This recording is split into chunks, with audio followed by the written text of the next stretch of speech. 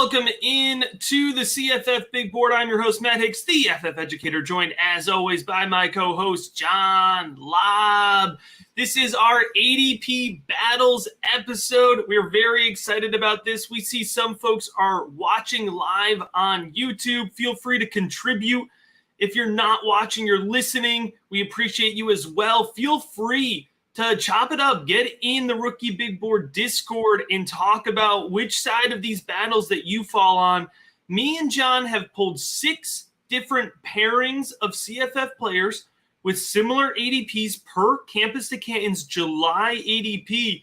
And we're going to talk about which one of these players we would rather have at that ADP. John, before I get into our first pairing here, how are you doing? I almost feel like I should wish you some anger, some frustration, like rile you up for the battle here.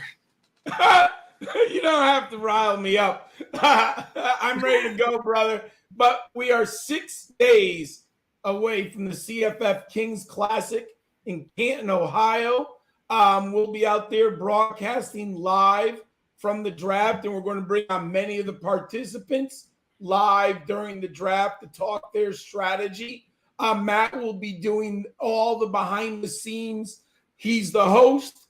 I'm going to be there live. Can't wait for this event, Matt. But before we go there, we have CFF ADP battles. And I'll say this, of these 6, every one of these battles, I've had this choice staring me on the draft board in my 10 previous drafts, one time or the other. And so most CFF owners are going to have to make these decisions if they're drafting this year. All right, let's go ahead and start it off with a spicy one, John. Do you take Brennan Armstrong, a little bit more proven, some seniority here, the quarterback for Virginia with a current ADP of 52 overall, or do you take the young gun, John, the hot shot, the 5-star Longhorns quarterback? John, his Longhorns offense got 1 vote for best team in the country in the preseason coaches poll. Quinn Ewers has an ADP of 54. John, are you taking Brendan Armstrong? Or are you taking Quinn Ewers? I'm going to stay true to my draft board, my player rankings, and right now I have Quinn Ewers ranked higher. However, you've got to be comfortable with risk. They are both 5th-round draft picks. When I'm looking for a top shelf first quarterback, this is probably at the end of that board. Like, they are disappearing if these 2 are on the board. They're an excellent second quarterback. With Ewers, it's all about his teammates, Matt. And you have to be comfortable with the projection and high risk. Ewers is the type of player who could have that Johnny Manziel, Bryce Young season. Has never really started, hasn't started a game yet, coming into a program that is loaded with talent around him. Bijan Robinson, Xavier Worthy, Isaiah Nair. He has all the pieces there. He has the coaching staff there. They play in the Big 12, Matt. We know they're defensively challenged out there. They're going to be in shootouts. I understand someone saying, hey, he hasn't proven it to me. I get it. But I'm on Team Ewers. Matt, I have a feeling from your initial facial expression, who are you taking in this battle? Well, you surprised me. I thought you were going to go Brendan Armstrong. And, for the sake of, so as folks know, I think if you listen to us consistently, me and John, we don't share our answers ahead of time because we like it to be organic. And so I thought, John, and so I'm going to give the argument for Brendan Armstrong here to be fair. I thought you were going to look at the experienced veteran quarterback and take that floor that he comes with. But I'm nervous about Brendan Armstrong, and I'll tell you why. It's because there's a coaching change, John. There's a lot of instability at Virginia. And if you look at Brendan Armstrong and why I wouldn't take him anywhere near this 52 ADP, 2020, he throws the ball 268 times for 2,100 yards, 18 touchdowns. 2021, he nearly doubles that, John. 500 attempts, 4,449 yards, and 31 touchdowns. Now you're giving me a new offense? And if you follow college football, Brandon Armstrong was playing hero ball the whole time. So I'm going to go with the ceiling all day long. And John, the comments in the live stream here are backing up. Brandon made a great point here. You go for high risk and pick 54, right? We're talking 4th, 5th round here. Take a risk at the quarterback position. And guess what? If he bombs, you're going to get some action off the waiver wire. We talk about it all the time. You can get risky in CFF, right? You can do that. So, John, my vote's for Quinn Ewers. Your vote is for Quinn Ewers. But on top of this, by the way, the live stream is for Quinn Ewers, but we also polled Twitter for all of these ADP battles. So, John, 3 votes for Quinn Ewers. Is Twitter on our side? Matt, believe it or not, Twitter is on our side. It's a clean sweep. 68% of the voters, and I think there was over 140 voters, chose Quinn Ewers, and I think the people are willing to embrace that risk. And I'll say this, Matt, if my opponent takes Quinn Ewers, I'm very happy taking Brennan Armstrong. I'm not going to be like, oh my God, my team is, in big trouble. I am comfortable with the rushing floor that Armstrong has, and I think he's coming out of value. Because last year, in a 6-touchdown scoring system, let's see, Brennan Armstrong finished as the 4th quarterback. Matt, that's pretty impressive. Is a fair point. So I am okay if I end up with Armstrong, but if these two are on the board, I'm taking Ewers. All right, John, fun fact I have just learned, in 2018, Brendan Armstrong wore number 98 for Virginia. And we're going to leave it at that. All right, this is one. Yeah, this is one, John. We better be bare knuckle boxing because I feel like this is a pair of my guys here. I feel like I should get the ding, ding, ding, like to your corner. It's Sean Tucker with an ADP of 16 and Zack Charbonnet with an ADP of 18. So we're talking about 2 second-round selections. John, I mentioned you could take some risk in CFF, but you don't want to miss on your second-round pick. Which one of these power running backs are you more interested in? If you've followed me throughout this draft process, I've been on Team Tucker the entire time. And Matt, I can't leave Team Tucker at this point. I'm still taking him. He is in my rankings. Sean Tucker is 8. Zack Charbonnet is 9. Last year, Sean Tucker was the 6th most productive running back in PPR scoring formats. His year, he was better than Bijan Robinson. And I clearly understand that there is a change in the offensive philosophy, coaching staff at Syracuse. I understand that. But, man, he had 1,496 yards, 6.1 yards per carry.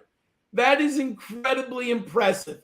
What I like about him most, Sean Tucker had 20 receptions last year, 255 yards, and another 2 touchdowns receiving.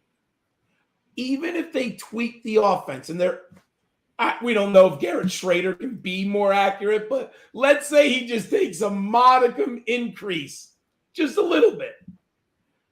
I believe that the coaching staff is going to get the ball into Tucker's hands. He might not carry. So last year he had 246 carries. He might not get that many. He might only have 210 this year. But what if he goes from 20 to 45 receptions? Matt, this is a 2-man team. I understand the changes. But when I look at Syracuse, who else is on offense? I know they want to throw the ball. Who are they throwing it to, Matt? They're wide receivers. They're like the invisible men. You can't even name them. I mean, I don't If we even. can't name them, that's a bad sign, man. They I have don't the know one big guy, the one big guy on the outside that I like, but he's like a late round guy. Yeah, I was going to say in the first 16 rounds, Syracuse wide receivers are not getting drafted. Tucker's he's going to touch the football. I'll take Tucker. Matt, what say you? John, can I just say, anytime we talk about Syracuse, there's only one thing I can think of, and it is the mascot. It's the orange mascot, the little guy that walks around. And I don't know, man. I can't take Sean Tucker. You know I'm going with my guy, Zack Charbonnet, for multiple reasons here. You talked about, maybe Sean Tucker is due for a little bit of a regression in this new Syracuse scheme, which I think is correct. Zack Charbonnet, I think, is due for a bump in volume in this stable UCLA offense. UCLA is returning most of their offense. They're returning a lot of their offensive line. They have DTR coming back, which means the offense is still going to run through Zack Charbonnet. 13 touchdowns on the ground in just 12 games, 1,137 rushing yards. He is a stable, consistent selection. Plus, John, when I have Zack Charbonnet on my team, I can aggressively continue to tweet out every Zack Charbonnet touchdown because that is what I am doing all game day long. But it'll feel even sweeter when I'm taking home that CFFW along the way. In all seriousness, his ADP is 18 from July ADP. And again, we're collecting this from our friends at Campus to Can, a fantastic resource. Head on over to campusToCan.com. ADP is literally not even on the top 5 of their fantastic tools, but it is so helpful for us. I did 2 mock drafts with Jared, who collects this the last couple weeks, and Charbonnet wasn't making it past 13 or 14. So he is a borderline first-round ADP right now, and I think at 18, you're getting him as great value. Sean Tucker, I'm still plenty fine taking. If somebody takes Zack Charbonnet from me at 13 and Tucker's there at 16, no problem walking away with Sean Tucker. John, does the Twitterverse agree with us? Or who do they agree with, I should say? I was going to say, the Twitterverse agrees with you.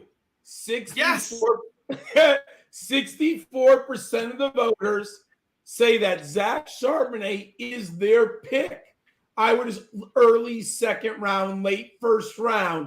And I will say what I've seen, sometimes Sean Tucker falls to the third round. So in general, what I've seen is Charbonnet is now being drafted ahead of Tucker, and Tucker does fall a little bit sometimes. But yes, Twitterverse agrees with you, Matt. All right, John. Any comments? Third 80. Yes, the comments went sharps all day. So we have a 3-1 here.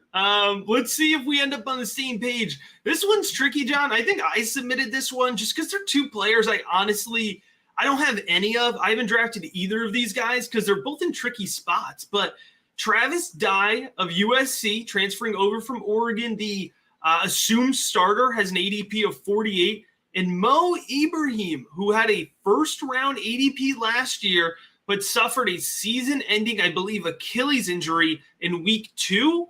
I think it was week 2. Yeah, he's now back. Week 1. It was week 1 against Ohio State. So he's back. He's healthy. He's expected to play. Which one of these guys, John? Is it Travis Dye or is it Mo Ibrahim? Because this is a question of risk, but which risk do you want? I've been on the board with this decision in the 5th round a bunch of times, Matt. I have 6 shares of the Golden Gophers running back, Mohammed Ibrahim, and 1 share of Travis Dye. When you're in multiple leagues, once in a while, when you have 2 players this close, you need to differentiate, especially in best ball leagues. But all things equal, Mohammed Ibrahim is my player. Matt, he's 21 in my rankings. Couple reasons why. All reports indicate now that he's going to be on the field by week 1. That's a good sign. 2, I understand that Trey Potts is also back, but I still think it'll be at least a 60 to 65% favorable in Ibrahim's court. I also think Ibrahim is the goal line guy. If you're going to put one of the two young men at goal line, I think it's Ibrahim. So he'll be getting the good touches, right? The touches that are worth more in my book. So I've been taking Ibrahim, and I love him as a third running back, Matt. In a best ball draft, or if he's my flex running back and he's not one of my top two, I like to start sometimes with 3 running backs in the first 5 rounds, maybe 2 quarterbacks, 3 running backs. I will go with Ibrahim as my third running back. Absolutely love it. I understand Trey Potts, but one thing I'll say, Matt, they did not bring in a transfer or another star. These are the 2 guys. And you can get Trey Potts at a reasonable ADP later on. So I'm okay, but I'm going to Ibrahim here. What do you say, Matt? All right, John, if I'm being honest, if I'm on the clock, I'm sitting there with pick 49, split these 2 ADPs, right? Here's what's going to happen. I'm going to look at Travis Dye. I'm going to look at Mo Ibrahim. I'm going to look at Travis Dye. And all of a sudden, the clock is going to be running out, and I'm going to get a pick from my queue because I'm going to panic. But for the purpose of this conversation, I'm going to battle for Travis Dye here, and I'll tell you why. Last year for Oregon, 1,271 yards and 211 attempts. John, the quietest 1,271 yards in college football last year. 16 touchdowns, a very under-the-radar transfer to USC. It was one of those transfers that happened in the middle of all the Oklahoma players going over to USC, and Travis Dye just kind of slid under the radar. But USC itself has struggled to have this prolific running back, and I think that's burned for a lot of years, and I think that's burned into folks' heads. But remember, this isn't USC. This is Lincoln Riley's USC, and Lincoln Riley has had a bell cow, highly productive running back. Now, they haven't always had high touchdown totals, but Travis Dye was a touchdown monster. Against now crosstown rival UCLA last year, he scored 4 touchdowns in one game. That's the argument here for Travis Dye. But, John, I mentioned my choice here is probably to panic and end up with a different player. The YouTube comments are agreeing with a different player here. What did the Twitter poll say? The Twitter poll has Mohammed Ibrahim at 59% of the vote. So I figured it'd be close. What are some of the names that the viewers are throwing out there for us, Matt? Well, I think just the idea of pivoting, just pivoting off of either one of these guys.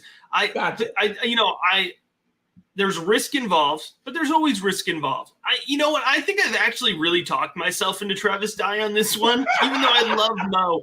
And I hope it's Mo, right? I hope Mo comes back and smashes and is the player that we saw be really amazing for part of that game last year. But, John, let's go and jump on to our next duo here because we still have plenty of good debate to go. And this one is a really interesting one. It's Josh Downs with an ADP of 22, wide receiver at a UNC, or Miles Price, wide receiver at a Texas Tech, with an ADP of 21. John, do you take the proven veteran here that comes with a little bit more floor, or do you buy into the hype of Miles Price in a more entertaining offense with a little bit more upside, right? It's very fascinating. And Matt is referring to Miles Price at Texas Tech with the new offensive coordinator, Zack Charbonnet, who was in charge of Houston Baptist 2-3 years ago and Western Kentucky last year.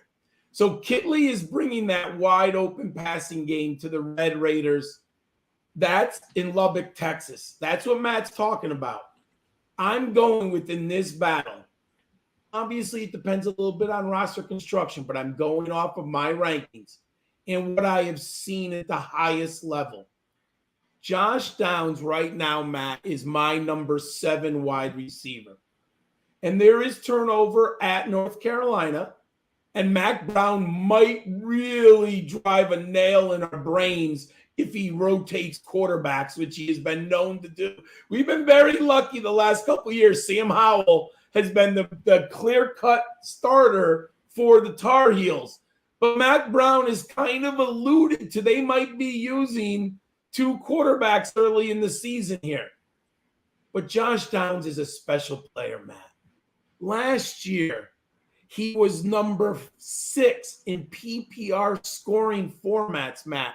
He was so freaking good, 101 receptions. Let me repeat that.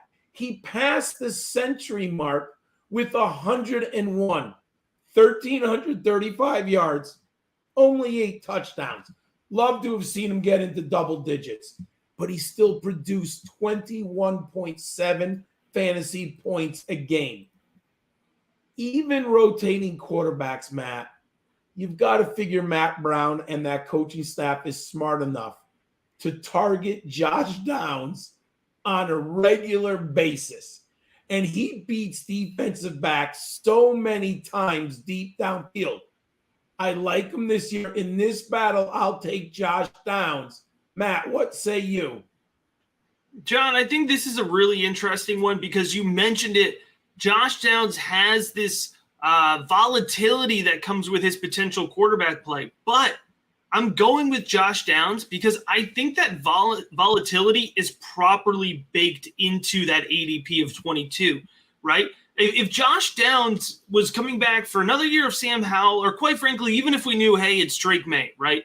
I think Josh Downs is more in that 10, 11, 14 range, right? So I think we've baked in the risk into his ADP. John, our lads has 2 wide receivers projected next to Josh Downs, and I'm not going to pretend to know the UNC wide receiver core yet. It's Antoine Green, who has 31 receptions last season, and J.J. Jones, that is 4 receptions last season. Josh Downs had 101 receptions, so you could almost triple the combined total of the other 2 wide receivers lining up across from Josh Downs. So it doesn't matter who's throwing him the ball.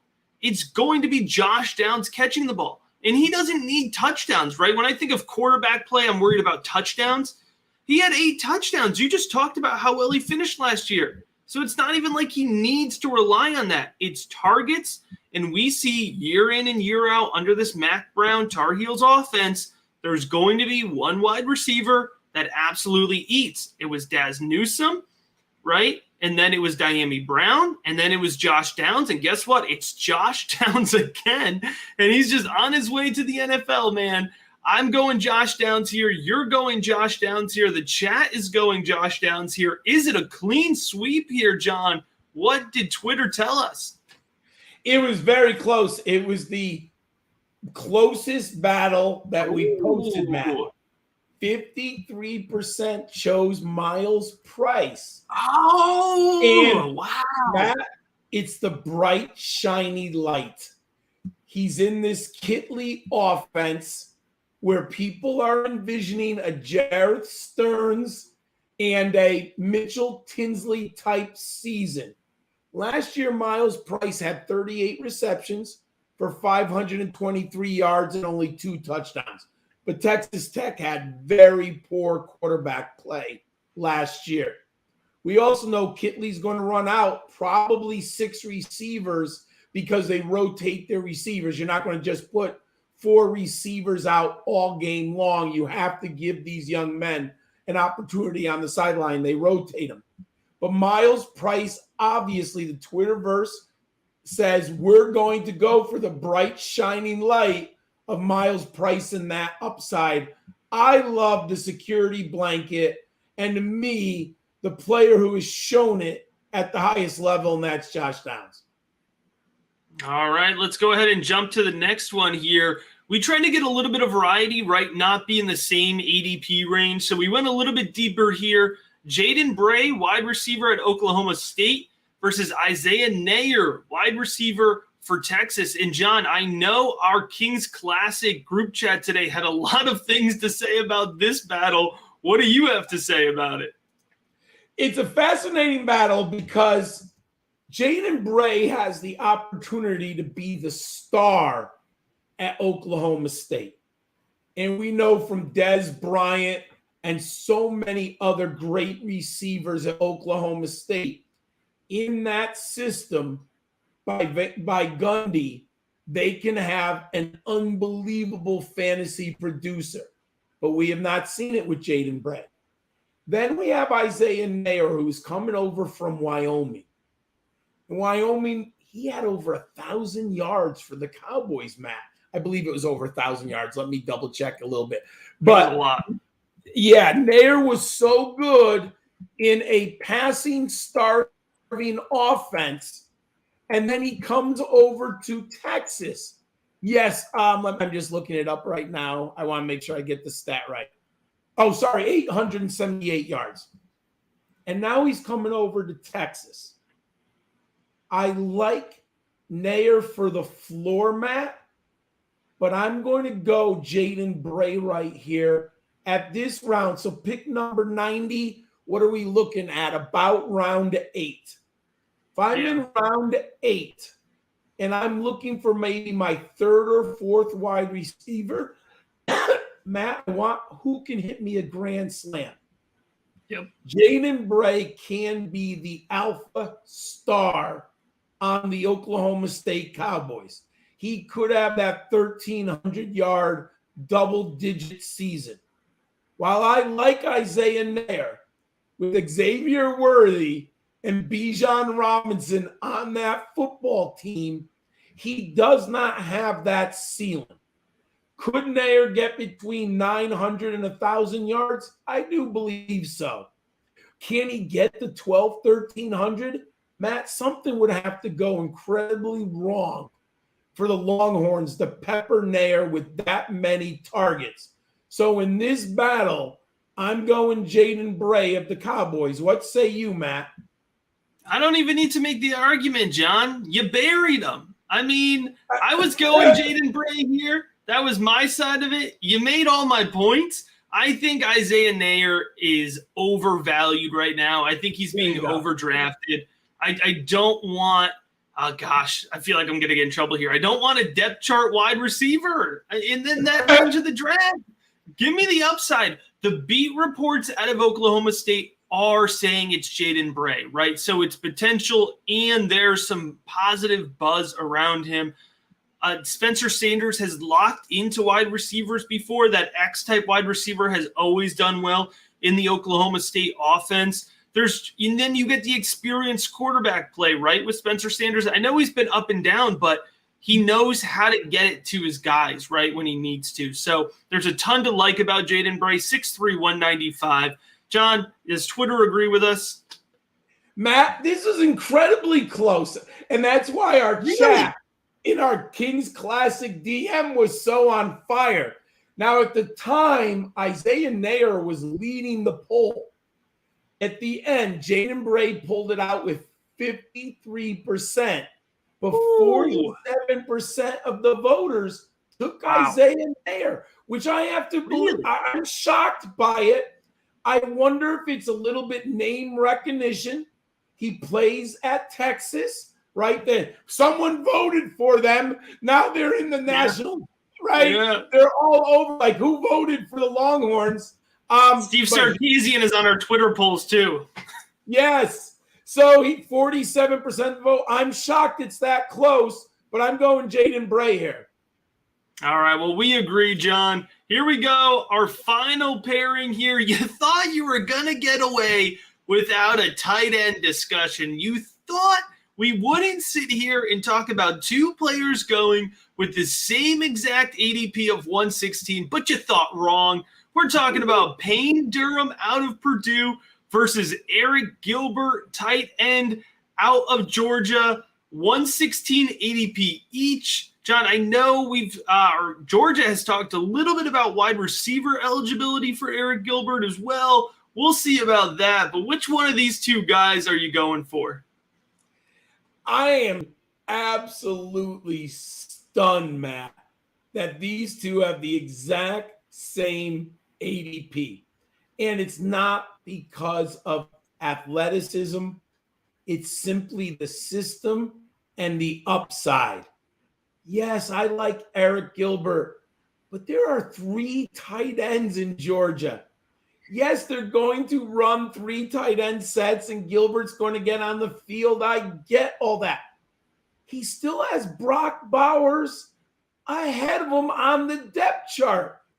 And let's be kind. The Bulldogs are a low-volume passing game. They're efficient. Stetson Bennett is better for fantasy. Bennett put up better numbers when you go and look back. But those numbers come off of play action, the running game, mismatches. Brock Bowers made some great plays, long touchdowns.